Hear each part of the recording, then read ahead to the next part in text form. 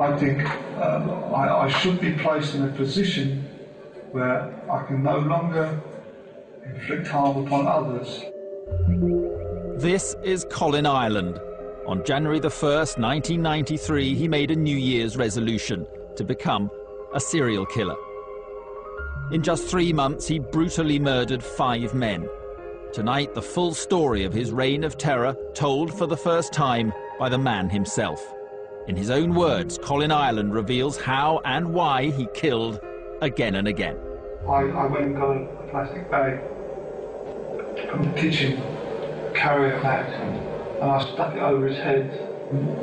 Quite a bit of a struggle, and I killed him quickly, very quickly.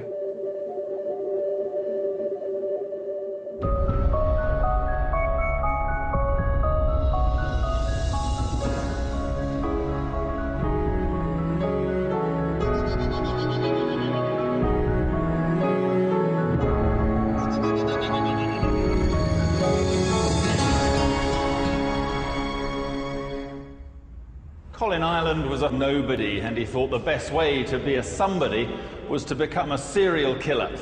His killing spree in London in the 1990s was short and brutal. He killed 5 gay men, 4 of them in just 15 days. He became known as the Gay Slayer. Although born in the 1950s, Ireland's early life reads like a chapter from a Dickens novel. Born in a former workhouse in Kent, he and his 17-year-old mother were abandoned by his father. Over the next 6 years, they were forced to move homes 9 times. He didn't speak about his past at all, really. He kept that very much to himself. He did mention once about coming home from school and his mother had moved, which does tend to make you feel a bit sympathetic towards somebody. In later life, he ran away to London, drifting between unskilled jobs and petty crime. He also claimed to have been the victim of a sexual assault by a man. In 1989, though, it seemed he'd finally found some security. After a whirlwind romance, he married Janet Young. It doesn't seem like the same person to me. That isn't the person I knew. That isn't the person I was married to. Looking back, he had a very difficult childhood and youth. I didn't know he'd been in prison except once. It seems a very poor excuse for what he did, but who knows how people's minds work. The marriage certainly didn't work, and at the start of 1993, now in Southend, Ireland made the decision that would change his life forever. Bitter about his past and his present, he planned a future as a multiple murderer. And like many who had gone before him, he sought out easy targets. If you want to be a serial killer, and Ireland certainly wanted to be a serial killer, then you look for people who are vulnerable. Hitchhikers, people running away from the law, homosexuals and prostitutes. Ireland's victims would be gay men, many of whom lived double lives, anxious to conceal their sexuality from their families. His hunting ground, a West London pub where questions weren't asked and where gay men could find casual partners. On the 8th of March, he paid his first visit, still unsure whether to begin his killing spree. I think it's something that's been triggering me some time before, that I felt if I was approached, I felt there was a likelihood that I would kill. I thought to myself, if I'm approached, something will happen. If I'm not, it would have been quite likely I would have gone on my way and maybe nothing would have happened.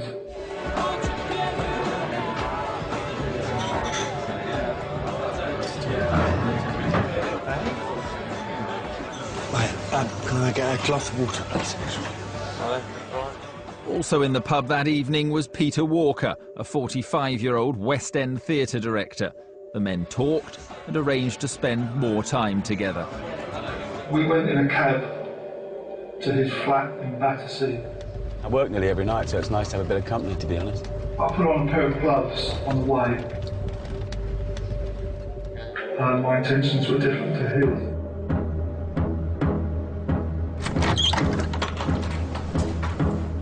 According to Ireland, when they got home, Walker agreed to be tied up as part of a sex game. Once he'd bound him to the bed, Ireland delivered a vicious and ultimately lethal beating.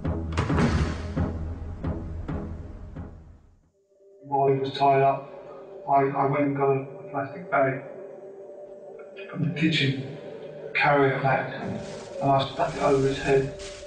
And I think in a way he wanted to die. I think in a way he probably didn't even realise it. I detected him in this lack of desire to carry on. And I think he knew he was going to die, and he was quite controlled about it.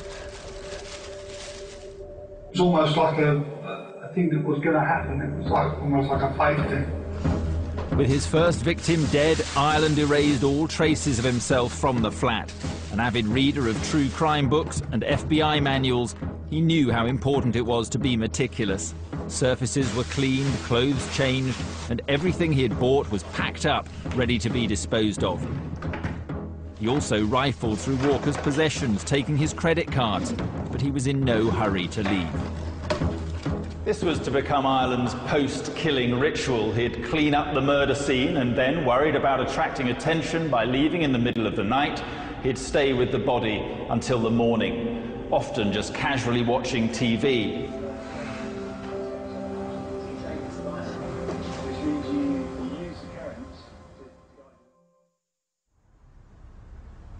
I remember after Walker, looking in the mirror, I walking down the road, and I thought, if I must see it in my face, I've just murdered someone, they must be able to tell, they must just by looking at me. I remember losing my virginity, and I remember that same feeling then. It was like, you were almost buzzing. The following day, Ireland withdrew money using Walker's bank cards. He destroyed them, and along with keys he'd taken, threw them into the Thames from Battersea Bridge.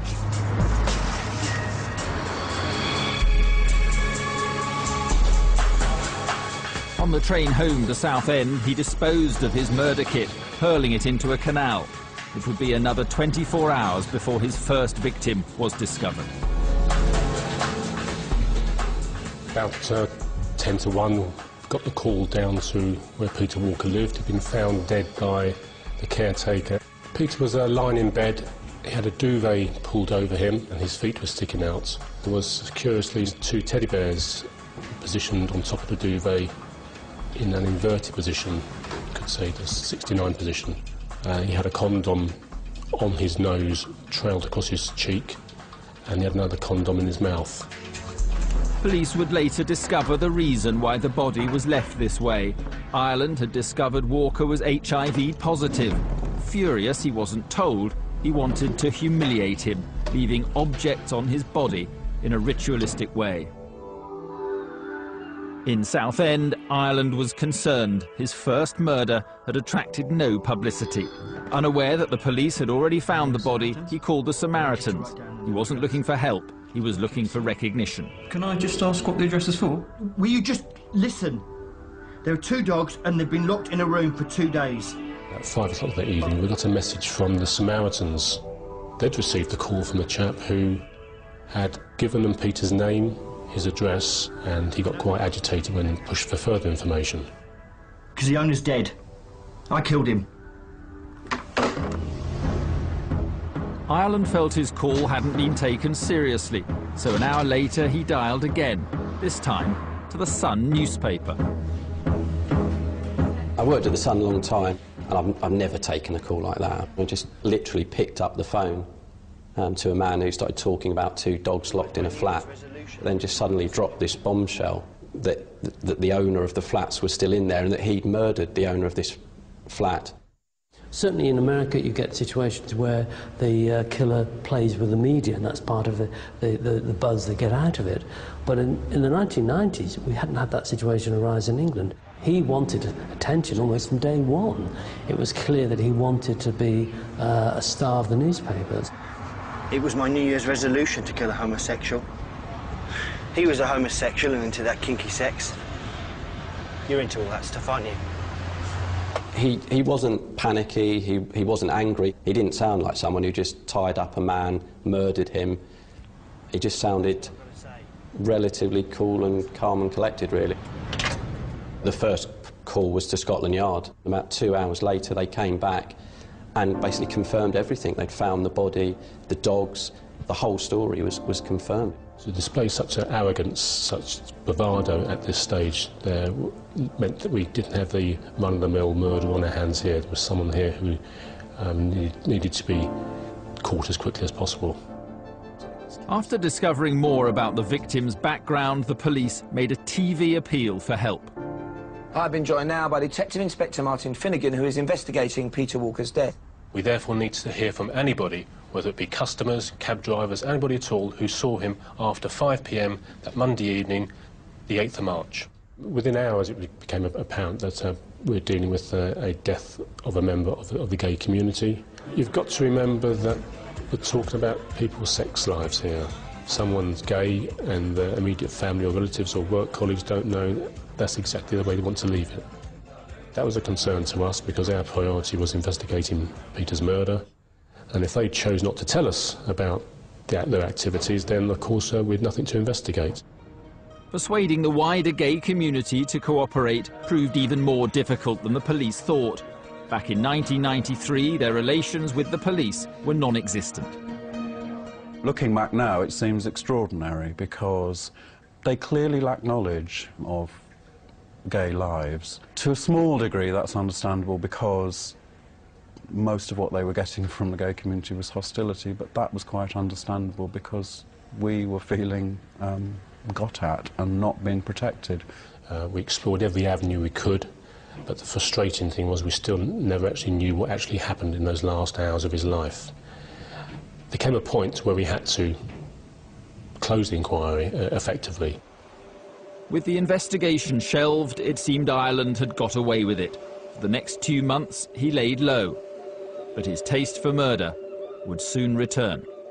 Then I've reached a point where I can just stop myself.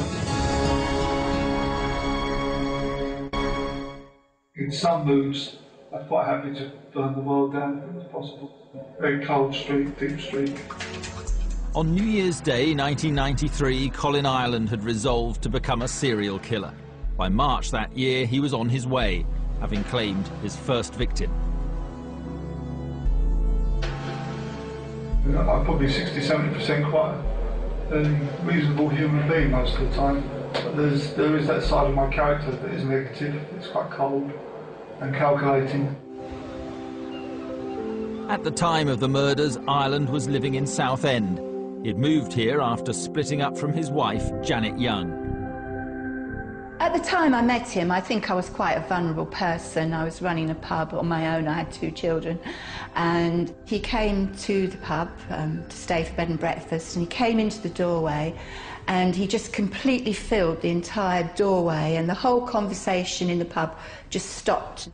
He was controlling, he took over, he picked up on the things I needed help with, and he just seemed an answer to a prayer at the time.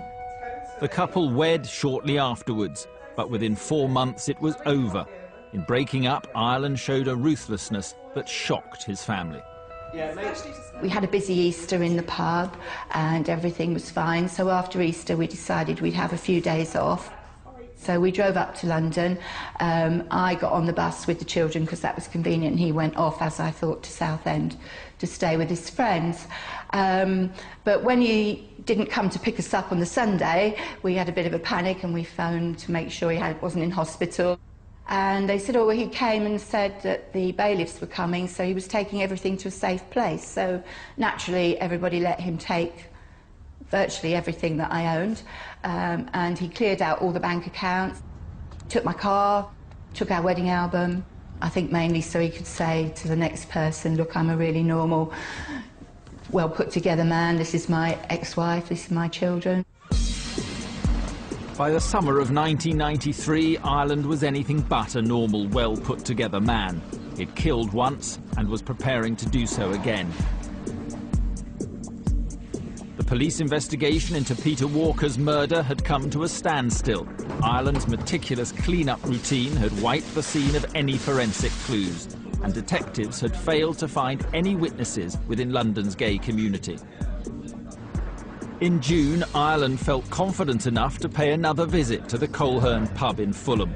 Once inside the well-known gay haunt, he struck up conversation with another customer, 37-year-old librarian Christopher Dunn. He was just in there, it was early evening, 5, 6 o'clock. And we got talking. I realised he was that type.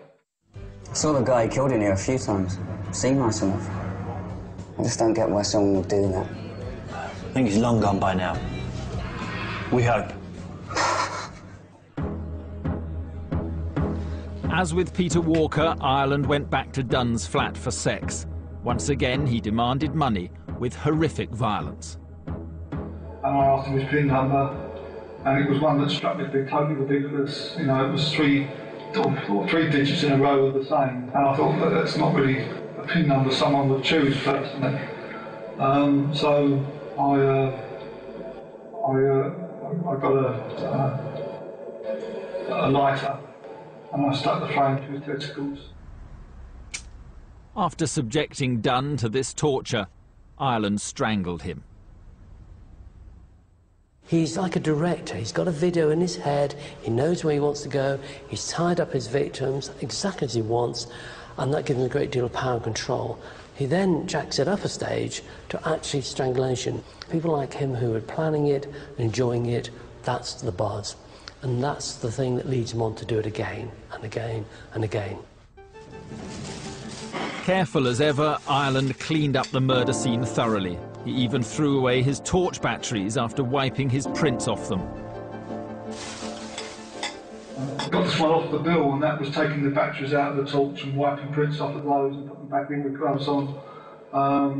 You ought to ban that programme. Once again, Ireland withdrew cash from his victim's account. He saw this as reimbursement for the cost of the latest murder and as advance expenses for the next. For every new victim, Ireland bought new handcuffs, shoes, clothes, rope and gloves. He bought cheap handcuffs and a commonly used type of rope in case it was ever found. Following each killing, Ireland dumped part of the murder kit in the Thames and the rest out of the window during the train journey back home to Southend. Once there, he'd call in on Richard Higgs, one of the few people who had regular contact with him. But Richard had no idea of his friend's secret life. Colin come in and see me every 3-4 weeks. He didn't stay long. Usually just came in, had a brief chat, spoke about what was happening in his life and left. The two men had met whilst working at a night shelter for the homeless. Ireland was sacked after complaints about his behaviour. He was angry and depressed and hated his new job breaking up wooden pallets. He didn't get the job satisfaction at all on the other little jobs that he did. Nothing satisfied him like working at the night shelter. So what have you been up to then? Not much. Still working at that place down the road. Can't tell you how much I hate it though. He was living in a bedsit. He was very unhappy. Lost is a good word. That would sum it up. He was lost. I personally felt quite sorry for him at the time, for that 6-month period after he left the night shelter. Might help me out with something. Well, that's good. Might head down there again next week. I think he used to sort of come here to test the ground, to see whether anybody had mentioned anything or if there was anything untoward, spooky, to think that I was totally unaware of what was happening. Had no idea what was going on at all. Back in London, despite the two victims drinking in the same pub, the two killings were not linked. At the time, the Metropolitan Police Force was split into 5 areas. As Walker and Dunn lived in 2 different areas, their murders were investigated by 2 separate teams. There was very little cooperation across forces in London or sharing of information as there is now, so that a murder in one patch would not necessarily be linked automatically with a murder in another patch. And there was a further problem. Because Dunn was gay and because of how his body was found, police suspected his death was a sordid accident rather than a murder. As a result, it barely made a paragraph in the local paper. The level of knowledge displayed by the police at the time of gay lives and their willingness to believe that an awful lot of murders were sex games gone wrong or accidents, it seems extraordinary.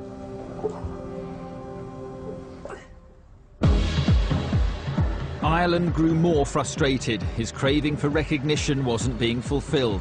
Just a week later, he bought another return ticket to London and made another trip to the Colhern. It was building up. I was on a sort of almost like a roller coaster thing, and I felt, you know, there was more I was doing, you know. One of the things we know with serial killers is that they tend to get on a kind of roller coaster of escalation.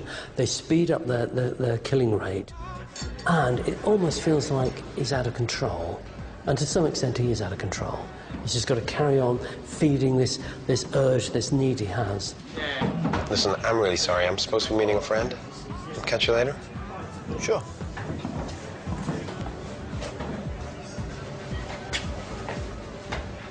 If Ireland had been disappointed by the lack of publicity for his crimes, things were about to change.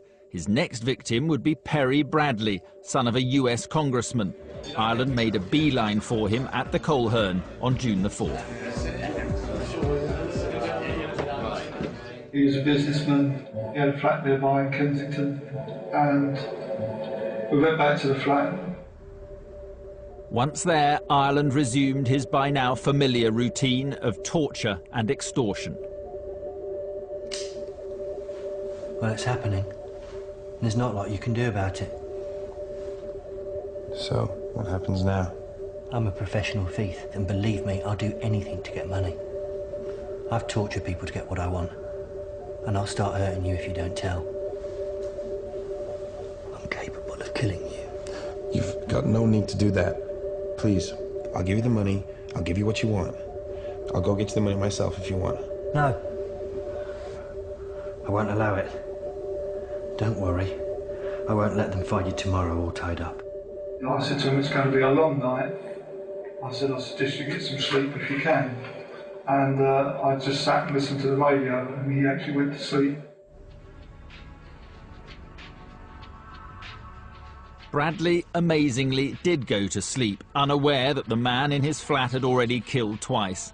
By morning, he would have killed 3 times. And while he was asleep, I put a noose around his neck. He barely came to. It was quite quick. I throttled him with the noose, and he hardly struggled. And some, for instance, Walker, it took longer. After claiming his latest victim, Ireland turned on the radio and began the usual clean-up operation. But for once, his familiar calm seemed to desert him. I think that affected me mentally to quite a degree, sitting in with these bodies for sort of like 5 or 6 hours on some occasions, watching them gradually sort of get blotchy as they do and cold, and it wasn't something that I don't think I could cope with, to be honest. I wasn't dealing with it too well. The discovery of Perry Bradley's body sparked yet another murder investigation. But once again, police failed to link this death with the earlier killings. It did attract national publicity, though. Back in Southend, Ireland watched the TV news coverage at his friend's house. Colin turned to me and said, "What do you think of this, then?" Another nutter on the loose. Unbelievable, isn't it? Just sort of raised his eyebrows and didn't agree with me. I can't put it into words. I can't explain how it makes you feel. Foolish, perhaps, that you didn't notice, but surprised, mainly, I think. Surprised. Yeah. They believe they could prove vital witness. Ireland was frustrated. He'd killed 3 times. The problem was that the police were not linking the crimes. Therefore, no one even acknowledged that a multiple murderer was on the loose. So Ireland just carried on killing. Collier. I think Collier was the only one I was angry with, in a funny way. It was the only one I got cross with, and that's, you probably noticed that in the way the body was found. I felt real anger towards him.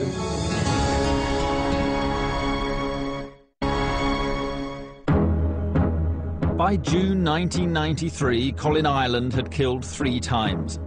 all his victims were gay men, all picked up at the same West London pub. People often say, well, why did he go back to the same pub? But that makes a lot of sense, in the sense that he's comfortable, he knows where he's going, he knows what he's doing. And more important, if people do check him out, he's been there enough times to be almost one of the locals, one of the regulars. So that gives him some safety, some security. But at the same time, what a buzz he's going to get from doing something right under the nose of the police and the gay community. As a serial killer, Ireland was stepping up the pace. Just 3 days after murdering Perry Bradley, he was back at the Colhern. This time the victim was 33-year-old Andrew Collier. As with the others, Ireland went to his flat, tying him up to the bed and demanding his PIN number. With Collier bound, he searched through his possessions. For the second time, he discovered his intended victim was HIV positive. Angry, he set about burning parts of Collier's body. But his sadism didn't end there. To humiliate him further, he killed his pet cat in front of him. I stuck a noose around its neck and hung it over a door. Collier was next to be killed. Just as he'd done with his first victim, Ireland stuffed condoms into his mouth. What's interesting from the police point of view is having one dead body with a condom, that's unusual. To have two is extremely unusual, and that would again be something that would link. And we've got lots and lots of links: gay men, condoms, animals, pubs, shared pubs, the same pattern, the tying up was the same. The police would clearly see a link. Until this point, the police had seen no link. But now a new team of detectives, led by Albert Patrick, were assigned to the Collier murder case. They were shocked by what confronted them, and they were determined to solve it. The scene was extremely unusual.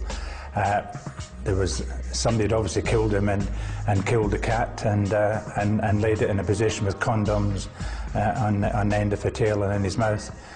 So that was most certainly the first time I've ever seen it in my life, and I think it's the first time it's probably ever happened in the United Kingdom.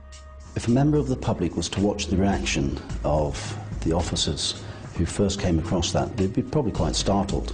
No one would like to imagine that any relative or friend even would be found in those circumstances. Well, I mean, it was just an amazing scene. I mean, you just don't see anything like that. I mean, he was laid out in a sort of ritualistic way. There were clearly marks on the arms and legs to indicate he'd been tied. There was a ligature mark around the neck, so it's fairly obviously been strangled. Burn marks on his chest from cigarettes. There was also pubic hair being burnt, so some burns in the hair. We had a lot of experienced detectives there. I mean, they'd never seen anything like it. I remember sort of with Walker and with Collier standing by the bed and saying, well, what do you think of this, Sergeant so-and-so? I don't know, sir. And as if, you know, how you would react when you came in and saw it. And he's right, actually. We probably did say, well, look at that, Sergeant, that's unusual. Bear in mind, lots of people had seen the body before I had, ambulance crew, the neighbours, and they were probably all thinking exactly the same. I don't think I could ever get inside the mind of a person who would do that. It was so bizarre. So bizarre, it prompted the new team of officers to look beyond the murder of Andrew Collier. Were there any other recent unsolved killings that bore similar hallmarks? One of the jobs I had was to trawl back through to see if I could pick out any that may be linked. And I actually pulled out Perry Bradley's, and I found the office over there. And he told me that no, it wasn't linked because their particular victim, Perry Bradley, wasn't gay, which we know was false. I think that was said to protect the family. With Bradley not revealed as gay and with Christopher Dunn's death filed as accidental, it was unsurprising that the cases had never been linked. But then detectives began to study details of another death earlier that year. Well, very quickly I became aware of the Peter Walker case, which had happened a few months before. Although there wasn't a cat draped on the body, there was a teddy bear draped in similar circumstances. So there was obviously a concern in my mind that we had the potential for a serial killer on hands. Finally, there was coordinated police action. Officers from different areas of London began collating information and appealed to the gay community by visiting pubs and clubs around the capital. But despite police involving Gallop, the gay and lesbian policing charity, there were big bridges to build and no one seemed willing to talk. But 5 days after Andrew Collier's murder, one man did want to speak, and he phoned Kensington Police Station to do it. He knew a serial killer was on the loose because he was the serial killer. Once again, it seemed Ireland wanted his gruesome work to be noticed. And he's trying to explain to me that he'd committed a murder in the last couple of days. And I said to him, OK, can you obviously tell me, how am I going to believe you? And he went into the facts and said, well, I'll tell you. He said, I killed a gentleman the other day, and what I've done is I've placed the tail of the cat into his mouth. This pricked my ears up, and I started to think this is real, not a prankster call. It was as though he needed to be caught. I felt he wanted to be caught. 15 minutes later, he made another phone call. Later in the day, a third. That makes me a serial. I'm not going to make it too easy for you. There's a connection. Finally, Ireland contacted Battersea police station.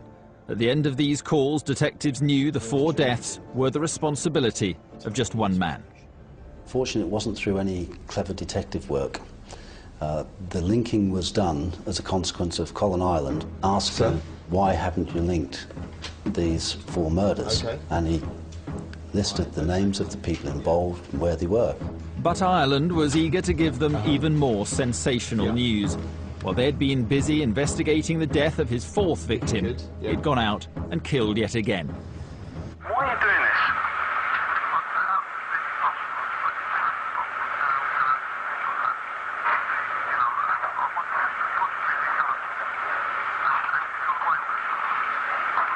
But why in particular homosexuals?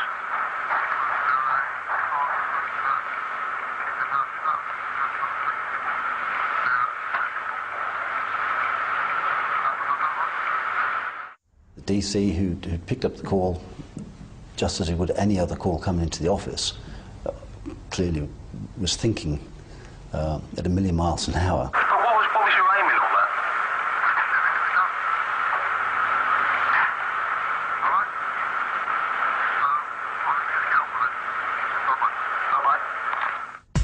that? Cool, calculated. He knew what he was doing. He was playing a game with us. How do you stop him? Ireland had claimed his 5th victim, Emmanuel Spiteri, just 5 days after killing Andrew Collier, and he'd met him yet again during a visit to the Colhern. I did talk to him then. I saw him on the tube station a little bit later. I was caught and bumped into him. Got talking to him then. The 2 men made their way back to Spiteri's South London flat via several trains. When they got there, Ireland, now a pro, cuffed and bound him, put a noose around his neck and demanded his PIN number. But unlike the other victims, Spiteri refused and said nothing. He said, "Not if you want to talk to me, only about the information I'd asked him for." And he started to shake his head up and down. But I think that was more of a reaction to being strangled. Ireland craved a greater buzz for this, his 5th murder. He had reached a whole new level in humiliating his victim. Then piled all the papers and furniture together in the centre of the room, for no particular reason, but I reached a point where I couldn't stop myself. With Spiteri laying dead, Ireland set the flat on fire. He made his way back to Southend, calling in to see his friend Richard Higgs on the way home. But this time, his behaviour was erratic. You got a few minutes? First thing I noticed was that he just dropped his bag on the floor, whereas normally he'd hold, his bag would be held in sort of great regard, and he'd be very careful with it. Of course. Come with me. Fine. Good. Just want to come and have a chat. He was speaking very oddly. He was speaking in the 3rd tense. He grabbed my young daughter's hand and said, "Do you want to come and see the chipmunks?" I grabbed her other hand because I was feeling very uncomfortable about him and said we hadn't got time. And he stopped, and in the third tense, he said, I asked if she wanted to see the chipmunks. He says, no, you can't. And I just wanted to get away as quickly as possible. Back in London, the police received a call from Emmanuel Spiteri's landlady. The fire had burnt itself out, but her lodger was lying dead. Here he is, he's killed now 5, 3 in a week. The tremendous pressure, unbelievable. It was stress at 110 plus. It really was a difficult time. There was no time to waste. Just hours after locating Spiteri's body, the police arranged a midnight press conference. Thank you for coming, ladies and gentlemen. I'm sure you're wondering why this time late at night. If Ireland had struck yet again that night and he was in the front room of a victim's house and it came on television, then that just could have stopped another murder. It has now been established this afternoon, pathologically, forensically, that those murders are linked. There has been a 5th development tonight, a murder, which bears features to the others that we are investigating. News reports warned the gay community to be careful in case the killer was preparing to strike again. And the police did another press conference, this time aimed directly at the killer. Enough is enough. Enough pain, enough anxiety, enough tragedy. Give yourself up. Officers were dispatched onto the streets to appeal for more information. Their target, London's Gay Pride Festival, attended by more than 50,000 people. I've got a lot of time and a lot of praise for one particular member of the gay community who had the guts to come forward and actually talk to us. Wasn't easy. His parents didn't know he was gay, and he gave us an excellent description. He was on the same train as Spiteri and Ireland going down to Hither Green. Soon, other witnesses came forward, all offering descriptions of the man police were looking for. As a result, they were able to issue an e-fit. But more importantly, they'd also been given 450 hours of CCTV footage to sift through.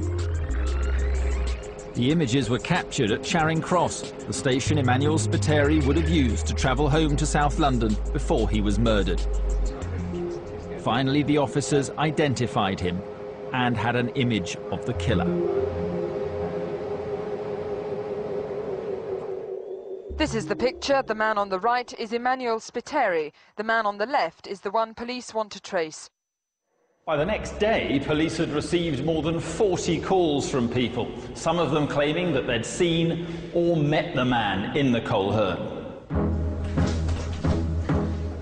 Back in Southend, Ireland had recognised himself from the CCTV and knew others would too. So he visited a solicitor, complete with an alibi. Yeah, it was. And it was me on the e-fit they're showing, but I didn't kill him. I was with him on the night, and I went back towards his flat with him, but there was already somebody in there. And I didn't want to be part of that, so I just turned around and left. Right, let's take a seat.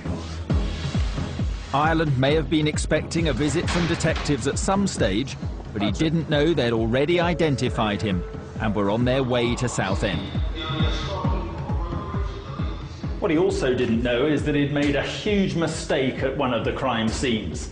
Police needed concrete evidence to charge Ireland, and now they'd got it. That was his only mistake. There was no other forensic evidence whatsoever other than that single fingerprint.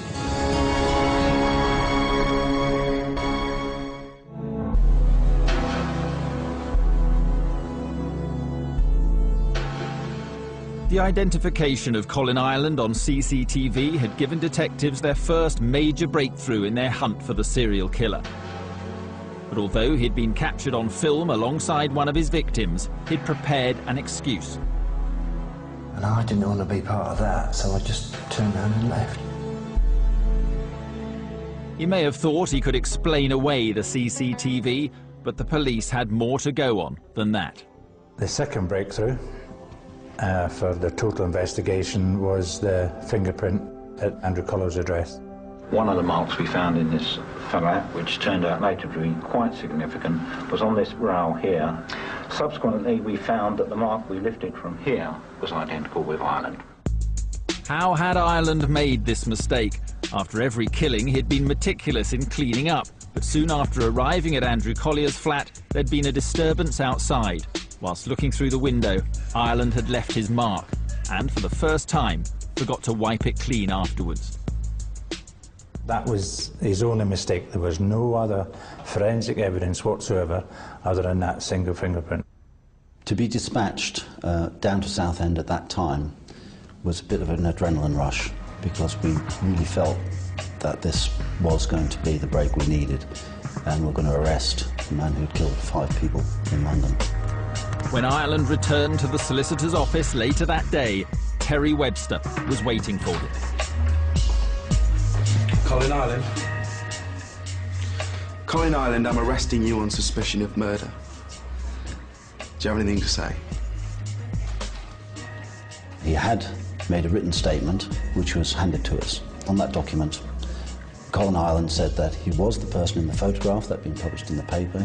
He was with Emmanuel Spiteri that night, but hadn't gone in because when he got to the door there was a third person inside the address, and he turned then and left because he didn't want to be part of that. Essentially, Ireland was deadpan. He just kept silent, wouldn't talk to us. I think he was confident enough to think that he could black his way through it. So how long have you lived in Southend? Having arrested Ireland for the 5 murders, he was then to be conveyed back to Islington police station. I sat in the back with him. I tried to engage Colin Ireland in conversation. The driver of the vehicle, listening to Colin Ireland speak, recognised his voice as being the same voice that he'd had on the telephone. During 2 days of interview, he never opened his mouth, never said a word. Once the question was finished, he just turned back and stared at me again. It was really, really difficult. I then told him that we had a fingerprint, and that shocked him. He wasn't expecting it. And it was the only reaction we got throughout that whole interview. But once he'd recovered himself, he went back to just staring and didn't respond any further. The police had what they needed to charge Ireland with the murder of Andrew Collier. 2 days later, they charged him with the murder of Emmanuel Spiteri. Ireland, on remand in prison, remained silent for weeks.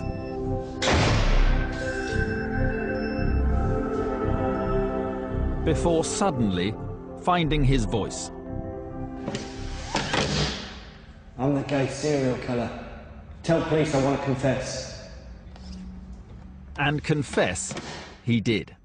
I wasn't forced to do this. In fact, when I was last interviewed by the police for 5 days, I said nothing on tape.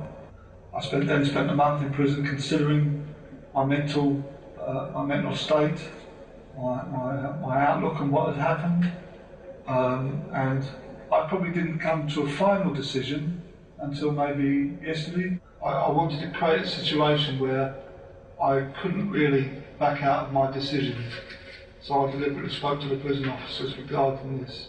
I said I was intending to change my plea to a plea of guilty. I think I should be placed in a position where I can no longer inflict harm upon others.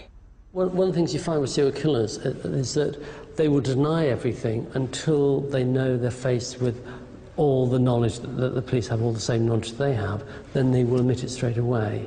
It's part of the game, and if they're holding the cards and they have more cards than the police, then they will carry on denying it.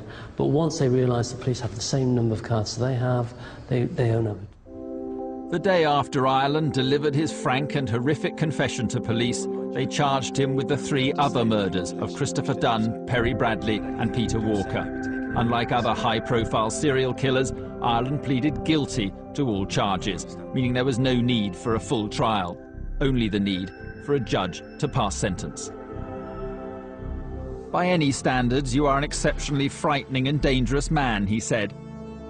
In cold blood and with great deliberation, you have killed 5 of your fellow human beings. You killed them in a grotesque and cruel fashion. The fear, brutality and indignity to which you subjected your victims are almost unspeakable. To take 1 human life is an outrage. To take 5 is carnage. You expressed the desire to be regarded as a serial killer. that must be matched by your detention for life. Ironically, by pleading guilty, Ireland made sure his fame would never match that of other multiple murderers like Hindley and Brady, Sutcliffe, Nielsen or West. But his crimes were every bit as evil. It was devastating for my children. My son took a very long time to get over it. He thought he'd got a new dad and he hadn't, and it took him years and years to get over it. I'm not even sure that he has now. And then afterwards we felt relieved because it could have been us, and we thanked God that we were saved. To have known someone personally who then you find has behaved in that way is quite frightening, quite disconcerting for yourself to discover that. I am quite surprised that he was never considered a psychopath. As far as I know, that was never brought up, never suggested, but I feel he didn't have any remorse. And as with every serial killer, a further question remains. Were there other victims? Ireland has since boasted to a cellmate that there were many. Detectives think there was at least one more. Has he killed any others? One particular case in January of 1993, a man living alone in Southland, a gay man, had actually been in a Colin. The body was found. It was treated as a sudden death, and the dogs, through starvation, had eaten the owner. I think that troubled him, and that was probably, he didn't want to confess to that because of how the body was found. The truth, only he really knows. But what we do know is that tragically Colin Ireland's New Year's resolution came true. He got his wish after all and became a serial killer. I can't say why he did it. Whether it was for fame or whether it was to be somebody, to be noted, to be recognised, I don't know.